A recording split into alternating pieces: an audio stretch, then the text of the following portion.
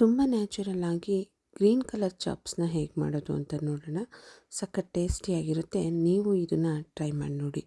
ನಾನಿಲ್ಲಿ ಒಂದು ಮಿಕ್ಸರ್ ಜಾರನ್ನ ತೊಗೊಂಡಿದ್ದೀನಿ. ಮಿಕ್ಸರ್ ಜಾರಿಗೆ ಸ್ಪೈಸಸ್ನ ಹಾಕೋತಿದ್ದೀನಿ. ಚಕ್ಕೆ, ಲವಂಗ, ಸೋಂಪು, ಅನಾನಸು, ಹಾಗೆ ಖಾರಕ್ಕೆ ಹಸಿಮೆಣಸಿನ್ಕಾಯಿ, ಸ್ವಲ್ಪ ಬೆಳ್ಳುಳ್ಳಿನ ಹಾಕೋತಿದ್ದೀನಿ. ಹಾಗೆ ಒಂದು ಈರುಳ್ಳಿ ಹಾಕ್ಕೊಂಡಿದ್ದೀನಿ.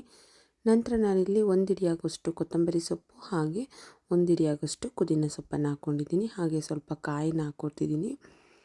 ನಂತರ ನಾನಿಲ್ಲಿ ನೀರನ್ನ ಸೇರಿಸ್ಕೊತಿದ್ದೀನಿ. ಹಾಗೆ ಸ್ವಲ್ಪ ಕಡಲೆ ಕೂಡ ಹಾಕ್ಕೊತಿದ್ದೀನಿ. 1 ಇಂಚ್ ಶುಂಠಿ ಕೂಡ ಆ್ಯಡ್ ಮಾಡ್ಕೊಂಡಿದ್ದೀನಿ. ಇದನ್ನು ನೈಸ್ ಪೇಸ್ಟಾಗಿ ಮಾಡ್ಕೊಳ್ಳೋಣ.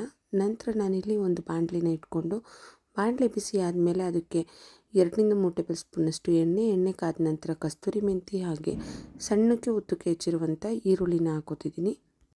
ಈರುಳ್ಳಿ ಎಲ್ಲ ಚೆನ್ನಾಗಿ ಫ್ರೈ ಆಗಬೇಕು. ಅಂದರೆ ತುಂಬ ಸಾಫ್ಟ್ ಆಗೋದು ಬೇಡ, ಕ್ರಿಸ್ಪಿ ಥರನೂ ಬೇಡ. ನ್ಯಾಚುರಲ್ ಆಗಿ ಕಂದು ಬಣ್ಣ ಬರೋವರೆಗೂ ಇದನ್ನು ನಾವು ಫ್ರೈ ಮಾಡ್ಕೊಳ್ಳೋಣ. ಫ್ರೆಂಡ್ಸ್, ಯಾರೆಲ್ಲ ನನ್ನ ಚಾನಲ್ನ ಸಬ್ಸ್ಕ್ರೈಬ್ ಮಾಡ್ಕೊಳ್ದೆ ನೋಡ್ಕೊತಿದ್ದೀರಾ, ಪ್ಲೀಸ್ ಸಬ್ಸ್ಕ್ರೈಬ್ ಮಾಡಿ. ಹಾಗೆ ಪಕ್ಕದಲ್ಲೇ ಕಾಣೋ ಬೆಲ್ ಐಕಾನ್ ಕೂಡ ಕ್ಲಿಕ್ ಮಾಡಿ. ಇದರಿಂದ ನಾನು ಯಾವುದೇ ಹೊಸ ವೀಡಿಯೋ ಅಪ್ಲೋಡ್ ಮಾಡಿದಾಗ ಫಸ್ಟ್ ನೋಟಿಫಿಕೇಷನ್ ನಿಮಗೆ ಬರುತ್ತೆ. ಈರುಳ್ಳಿ ಎಲ್ಲ ಚೆನ್ನಾಗಿ ಫ್ರೈ ಆದಮೇಲೆ ನಂತರ ನಾನಿಲ್ಲಿ ಒಂದು ಅರ್ಧ kg ಆಗೋಷ್ಟು ಚಿಕನನ್ನು ತೊಗೊಂಡಿದ್ದೀನಿ. ಚಿಕನನ್ನು ನಾವು ಅರಿಶಿನ ಹಾಕಿ ನೀಟಾಗಿ ತೊಳೆದು ನಂತರ ಇದಕ್ಕೆ ಸೇರಿಸಿ ಸ್ವಲ್ಪ ಫ್ರೈ ಮಾಡ್ತಿದ್ದೀನಿ. ಫ್ರೈ ಆದಮೇಲೆ ನಾನಿದಕ್ಕೆ ಚಿಕನ್ನಿಗೆ ಬೇಕಾಗುವಷ್ಟು ಉಪ್ಪನ್ನು ಹಾಕೋತಿದ್ದೀನಿ. ನಾನಿಲ್ಲಿ ಕಲ್ಲುಪ್ಪನ್ನು ಸೇರಿಸ್ಕೊಂಡಿದ್ದೀನಿ. ಹಾಗೆ ಸ್ವಲ್ಪ ಅರ್ಧ ಟೀ ಚಮಚದಷ್ಟು ಅರಿಶಿನ ಕೂಡ ಹಾಕೋತಿದ್ದೀನಿ. ಅರಿಶಿನ ಉಪ್ಪೆಲ್ಲ ಚೆನ್ನಾಗಿ ಚಿಕನ್ನಿಗೆ ಹಿಡಿಬೇಕು. ಅಲ್ಲಿವರೆಗೂ ನಾವು ಇದನ್ನು ಫ್ರೈ ಮಾಡೋಣ. ನಾವು ಚಿಕನ್ನಿಗೆ ಈಗಲೇ ಉಪ್ಪು ಹಾಕೋದ್ರಿಂದ ಚೆನ್ನಾಗಿ ಬೇಯುತ್ತೆ ಮತ್ತು ಟೇಸ್ಟ್ ಚೆನ್ನಾಗಿರುತ್ತೆ ಚಿಕನ್ದು. ಹಾಗಾಗಿ ನಾನು ಚಿಕನ್ನಿಗೆ ಎಷ್ಟು ಬೇಕೋ ಅಷ್ಟು ಉಪ್ಪನ್ನು ಹಾಕಿದ್ದೀನಿ ನಾನಿಲ್ಲಿ. ಇವಾಗ ಇದೆಲ್ಲ ಚೆನ್ನಾಗಿ ಫ್ರೈ ಆದಮೇಲೆ ನಂತರ ನಾನು ಇದಕ್ಕೆ ಶುಂಠಿ ಬೆಳ್ಳುಳ್ಳಿ ಪೇಸ್ಟನ್ನು ಆ್ಯಡ್ ಮಾಡ್ತಿದ್ದೀನಿ. ಶುಂಠಿ ಬೆಳ್ಳುಳ್ಳಿ ಪೇಸ್ಟನ್ನ ಹಾಕ್ಕೊಂಡು ನಾವಿಲ್ಲಿ ಮಸಾಲೆಗೂ ಕೂಡ ಶುಂಠಿ ಬೆಳ್ಳುಳ್ಳಿನ ಹಾಕಿ ಗ್ರೈಂಡ್ ಮಾಡಿದ್ದೀವಿ. ಇಲ್ಲಿ ಚಿಕನ್ನಿಗೆ ಬೇಕಾಗೋಷ್ಟು ಅಂದರೆ 1 ಸ್ಪೂನ್ನಷ್ಟು ನಾವಿಲ್ಲಿ ಶುಂಠಿ ಬೆಳ್ಳುಳ್ಳಿ ಪೇಸ್ಟನ್ನು ಹಾಕ್ಕೋಬೋದು. ಇವಾಗ ಇದು ಹಸಿ ವಾಸನೆ ಹೋಗೋವರೆಗೂ ಫ್ರೈ ಆದಮೇಲೆ ನಂತರ ನಾನು ಇದಕ್ಕೆ ಆವಾಗಲೇ ರುಬ್ಬಿಟ್ಕೊಂಡಿರುವಂಥ ಪೇಸ್ಟನ್ನ ಹಾಕೋತಿದ್ದೀನಿ. ನೋಡ್ತಿದ್ದೀರಲ್ಲ, ಇದಕ್ಕೆ ಯಾವುದೇ ರೀತಿಯಾದಂಥ ಕಲರ್ನ ನಾವು ಬಳಸಿಲ್ಲ. ನ್ಯಾಚುರಲ್ ಕಲರ್ ಇದು.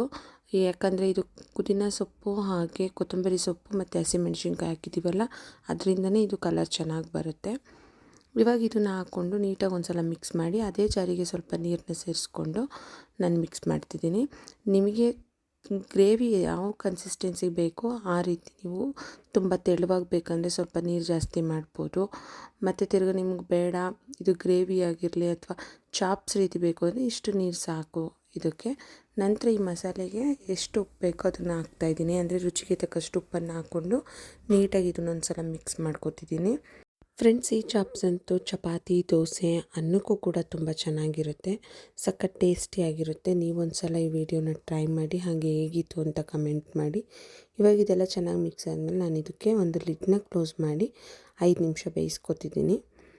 ನೋಡ್ತಿದ್ದೀರಲ್ಲ, ಇವಾಗ ಇದು ಕಂಪ್ಲೀಟಾಗಿ ಆಗಿದೆ. ಫ್ರೆಂಡ್ಸ್, ಇಷ್ಟೇ ಈಸಿಯಾಗಿ ಈ ಗ್ರೇವಿನ ಮಾಡ್ಕೋಬೋದು. ನೋಡಿದ್ರಲ್ಲ ಫ್ರೆಂಡ್ಸ್, ಎಷ್ಟು ಈಸಿಯಾಗಿ ಚಿಕನ್ ಚಾಪ್ಸ್ನ ಮಾಡೋದು ಅಂತ. ನೀವು ಈ ರೆಸಿಪಿನ ಟ್ರೈ ಮಾಡಿ ಹೇಗಿತ್ತು ಅಂತ ಕಮೆಂಟ್ ಮಾಡಿ. ಹಾಗೂ ಈ ವಿಡಿಯೋಗೆ ಒಂದು ಲೈಕ್ ಮಾಡಿ ಹಾಗೂ ಶೇರ್ ಮಾಡಿ. ಮತ್ತು ನನ್ನ ಚಾನಲ್ನ ಸಬ್ಸ್ಕ್ರೈಬ್ ಮಾಡ್ಕೊಳ್ಳಿ.